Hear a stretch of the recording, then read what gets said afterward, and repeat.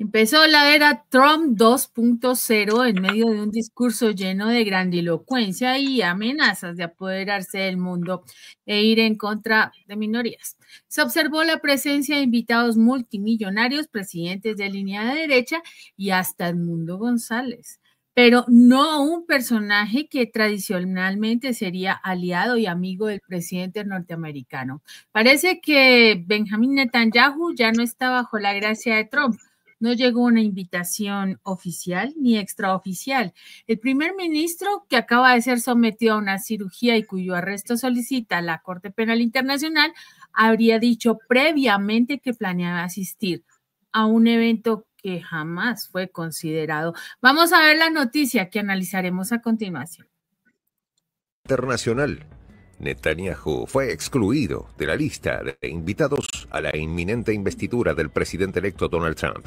Esta omisión dejó boquiabiertos a analistas y diplomáticos por igual.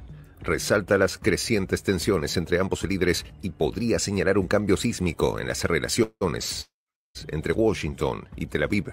Tradicionalmente, las ceremonias de investidura presidencial en Estados Unidos no cuentan con la presencia de líderes extranjeros. Sin embargo, Trump, en su estilo característico, rompió con el protocolo al extender invitaciones informales a varios mandatarios internacionales.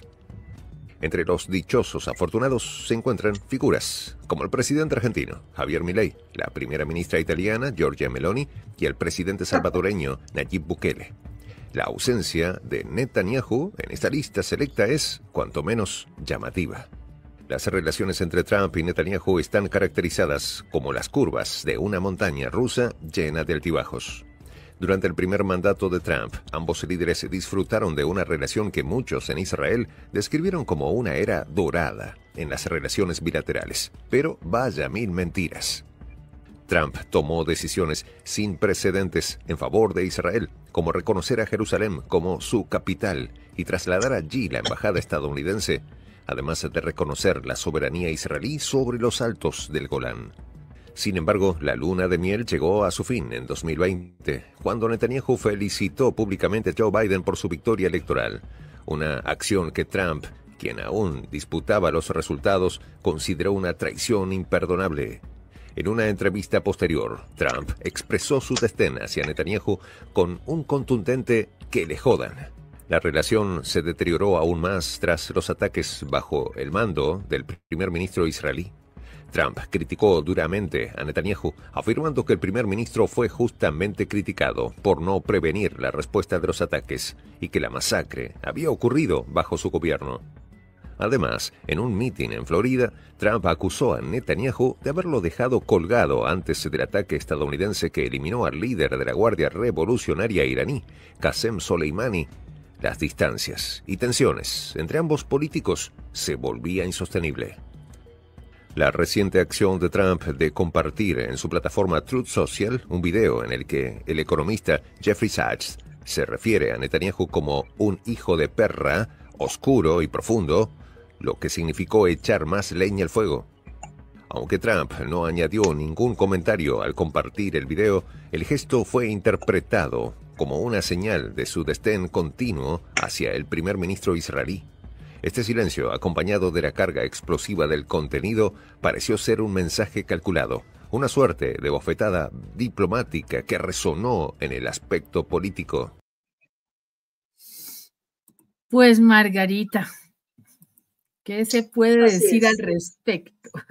Bueno, se puede decir mucho, mucho. Mire, si al principio se manejó en términos, diríamos que dubitativos, la asistencia de Benjamín Netanyahu a la investidura de Trump, que ocurrió por fin este lunes 20 de enero. Bueno, ya está confirmado que el premier de Tel Aviv no asistió. No fue porque no quiso, porque no pudo o porque no lo invitaron.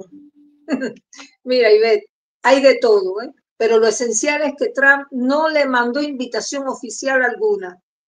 Pero suponiendo que lo hubiera hecho, hay que tener agallas para lanzarse a la jaula de los leones, cuando sobre su cabeza pesa una orden de arresto solicitada por la Corte Penal Internacional y para Netanyahu seguro que no era lo mismo infringir esa orden estando Joe Biden al volante de la Casa Blanca que ahora que la batuta la tiene Donald Trump.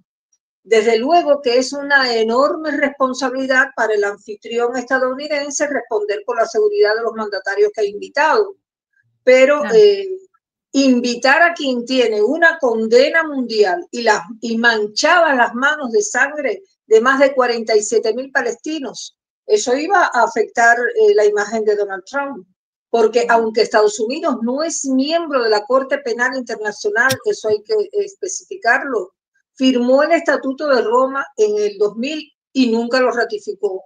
Sin embargo, ha incorporado parcialmente los delitos del Estatuto de Roma en las leyes nacionales y ha asistido como Estado parcialmente observador en la Asamblea de los Estados partes.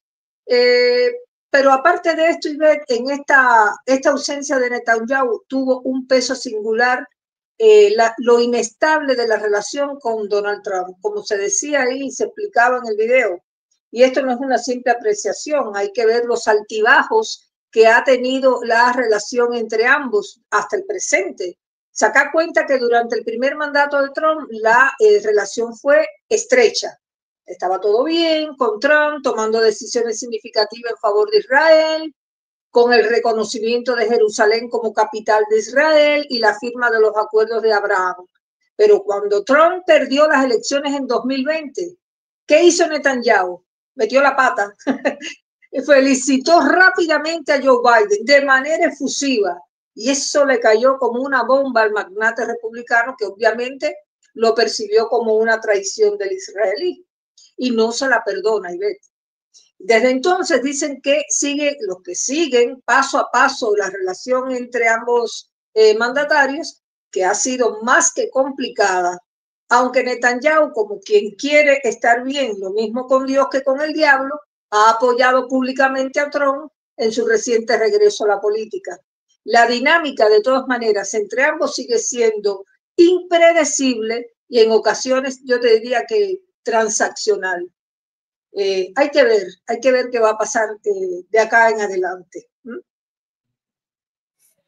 Pues Margarita, hoy fue un día bastante particular, ¿no? La posesión estuvo cargada de una cantidad de frases punzantes de parte de Donald Trump en su discurso, que llama la atención, sigue manteniendo todas sus... todo lo que estaba haciendo en campaña y ahorita recientemente, atacando a todo el mundo, ¿no? Al canal de Panamá, que dijo que lo iban a recuperar porque fuera como fuera, China lo estaba operando y no era de China, sino de Panamá, China. También dijo cosas como que iba a irse en contra de ciertos grupos minoritarios, ¿no? Solamente hay 2 géneros y no más, y no iba a quitar unas políticas, va a hacer bastantes cambios y va a volver a Estados Unidos a la era de oro que arrancaba hoy. Ese fue como el tinte en su discurso. Pero más allá, Margarita, llama la atención los invitados que hubo en esta posesión, ¿no? Estamos hablando de invitados como precisamente, Elon Musk iba por lógica, porque es parte del gobierno. Eduardo Verástegui de México, que era un actor también y es militante acérrimo del partido, pues de allá de ultraderecha, ¿no? Todos tienen en común, todos los que fueron tienen en común esa línea. Giorgia Meloni, que la invitaron extraoficialmente, lo mismo que Javier Milei. Ellos no estaban en la lista oficial, pero Trump les mandó. Y pues esto ha sido una cosa impresionante. A Nayib Bukele también fue invitado. Con Nayib Bukele, pues obviamente él ha tenido tanto acercamientos como momentos así tensionantes, pero digamos que Bukele es otro estilo. Pero también estaba Noboa de Ecuador, ¿no? O sea, todos los presidentes de ultraderecha y hasta Jair Bolsonaro pretendía ir a la posesión, pero no se lo permitieron en Brasil y entonces dijo que era una persecución política. Otro asistente sorpresa, Edmundo González, dijo que lo habían invitado y que él iba a estar allá porque Venezuela iba a estar presente y él era el presidente, entonces allá iba a estar. Entonces, de este ramillete de genios que están allí, pues se encuentra uno con precisamente la ausencia de Benjamín Netanyahu. ¿Por qué es tan importante? Recordemos que en el pasado gobierno de Trump, pues no solamente hubo una cercanía política, sino también una cercanía casi que familiar. El yerno de Donald Trump es judío, ¿no? Es de esa línea. Estaba muy cercano a todos los negocios y movimientos que iba a hacer Estados Unidos con Israel, casi que al mando, pues. Y adicionalmente, Margarita, el tema de mover la embajada a Jerusalén, ¿no? Esto es algo que incluso aquí en la época de Duque trató de hacerse también, ¿no? Él quiso hacer lo mismo, otro parecidito a Milei, versión más chiquita, pero bueno, gracias a Dios no alcanzó a hacer muchos daños, pero ese movimiento es todo un desafío. Lo que más llama la atención, Margarita, es que de todas maneras estos presidentes que no fueron invitados fueron de una vez a felicitarlo, ¿no? Y su felicitación fue como de ese estilo lamebotas, que da más rabia todavía después de ver cómo Donald Trump se comporta con ellos, ¿no? Siguen haciendo esa palmadita, esa cosa. Por ejemplo, Trudeau tampoco fue invitado, lo insultaron, lo insultó Musk, y sin embargo le mandó la felicitación con palabras como: somos más fuertes cuando trabajamos juntos y espero trabajar con el presidente Trump, su administración, congresistas, funcionarios y locales para producir prosperidad en nuestras poblaciones a la vez que protegemos y defendemos los intereses de los canadienses. No entiendo, si el tipo lo habían insultado, si el tipo le habían dicho hasta de que se iba a morir y fuera de eso se metieron con su país, ¿cómo va a hacer eso? Pero mira, y Netanyahu dice que espera trabajar con él para lograr el retorno de los rehenes restantes, destruir las capacidades militares y el mandato político de Hamás en Gaza y asegurarse de que el enclave nunca vuelva a ser una amenaza para Israel. Estoy seguro de que completaremos la derrota del eje terrorista de Irán y marcaremos el comienzo de una nueva era de paz y prosperidad en nuestra región, dijo el señor Netanyahu, palabras textuales, no lo estoy diciendo yo, lo dijo él, de cara a estos 4 años que vienen en este recargue de Donald Trump. Otro que se pronunció, Margarita, fue Zelensky, y esa la sacó del estadio. Dijo que era un día de esperanza para la resolución de problemas y retos globales y que eran más fuertes juntos y podían proveer más seguridad y estabilidad y crecimiento económico al mundo y a nuestras dos naciones. Está dispuesto a trabajar juntos para garantizar que este es un siglo grande y exitoso para las democracias y no para quienes quieren que fracasemos. Margarita, Zelensky, Trudeau, Netanyahu. Ahí están ese trío interesante que además no fue invitado, ninguneado totalmente por el señor Donald Trump. Recordemos que de Trudeau, Margarita, como presidente de Canadá, pertenece al G7, ¿no? Ahí va, igual que Meloni, pero ni siquiera lo tuvieron en cuenta. Vamos a ver el siguiente segmento. Es evidente que si alguna vez existió cercanía en los últimos días, esta ya ni siquiera existe, reemplazada por una atmósfera de desconfianza mutua y tensiones acumuladas. La publicación del video no solo avivó las llamas de un conflicto entre ambos líderes, sino que también sirvió como una declaración pública, casi teatral, de la fractura en su relación. En los pasillos de la política internacional, muchos especulan que este gesto podría ser un intento deliberado de Trump por redefinir las alianzas, dejando claro que Netanyahu, antaño un aliado estratégico, ya no goza del favor de Washington como antes. La frialdad del intercambio dejó en claro que cualquier relación es inexistente, siendo sustituido por un distanciamiento que para algunos podría marcar el inicio del fin de una era de cooperación entre ambos líderes. Mientras tanto, Netanyahu enfrenta desafíos en el frente interno. Las negociaciones para un alto el fuego en el territorio de Medio Oriente, impulsadas por la administración saliente de Biden y aceleradas por la inminente toma de posesión de Trump, generó divisiones dentro de su coalición de gobierno.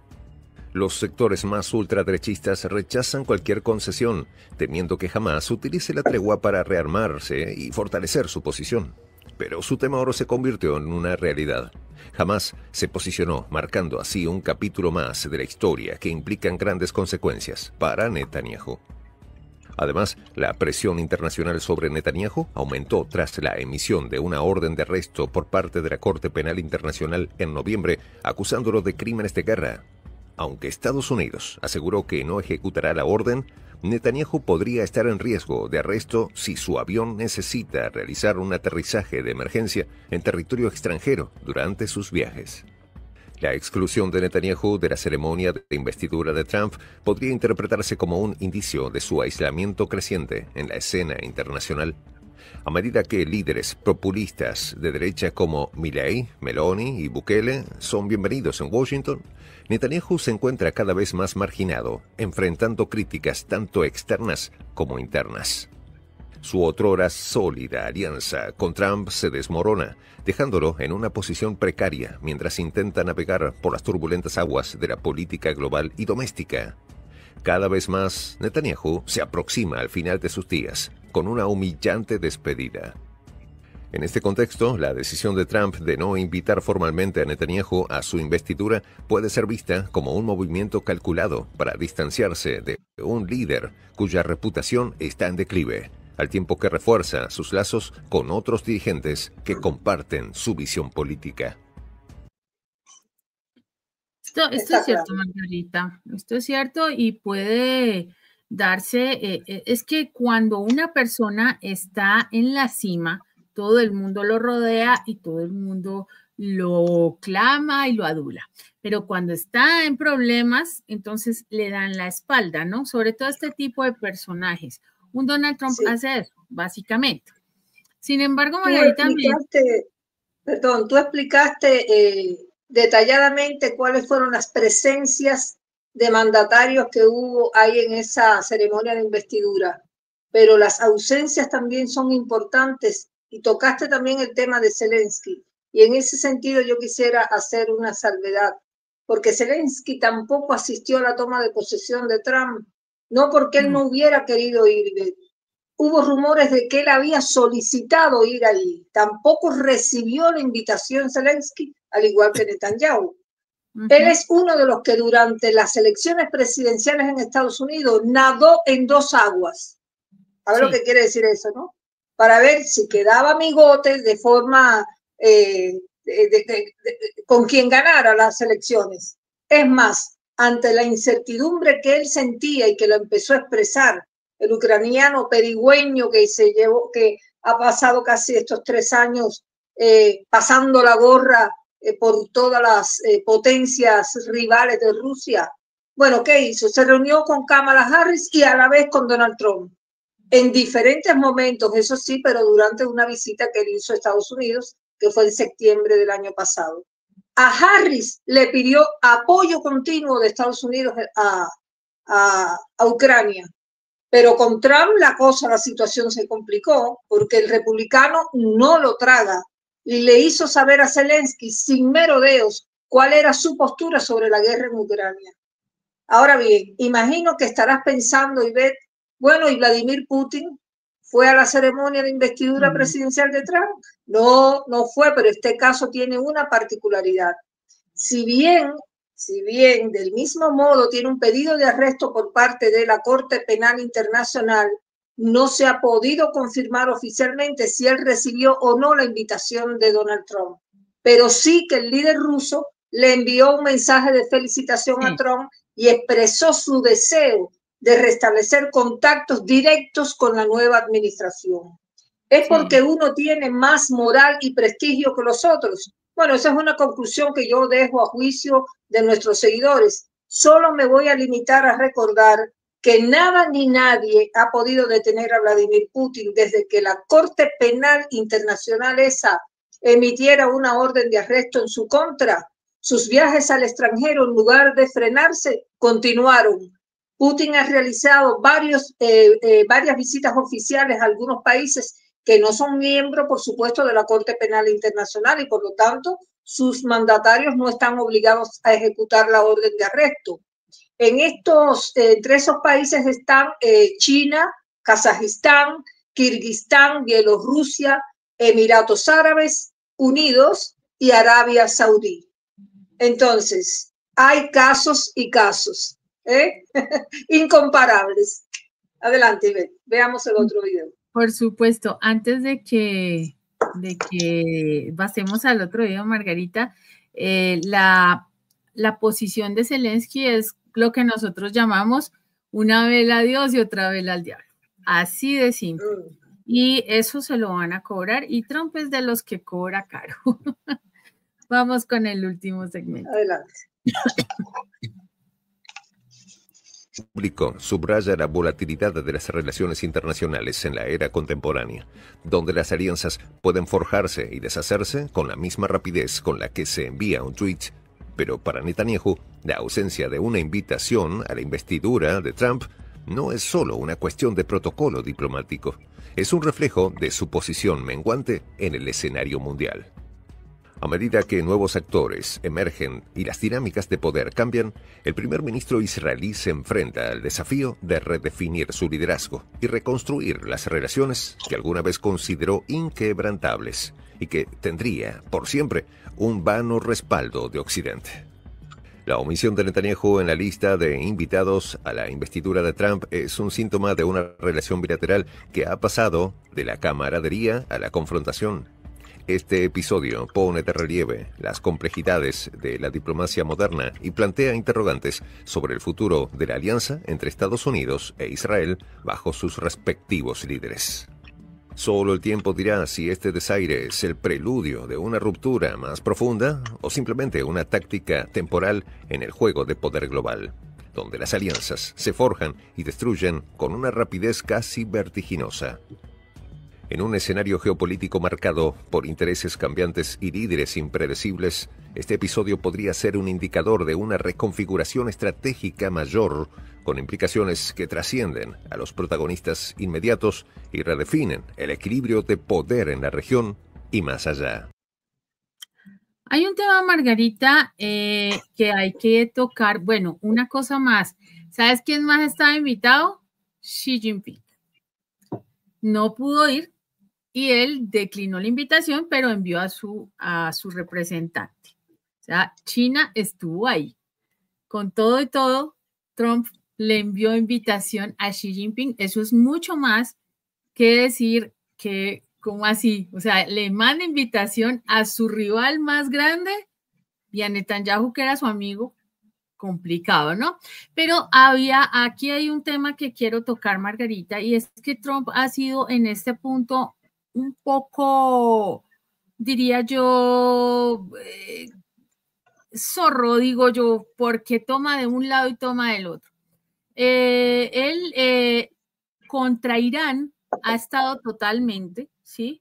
Y cuando estuvo en los procesos, cuando estaba lo más caliente entre Israel e Irán, dijo que las defensas aéreas de Irán estaban destruidas y que era el momento de tomar decisiones clave, ¿no? Eso era como lo que va o pretendía hacer en un momento dado con esto cuando estuvo más cercano el conflicto.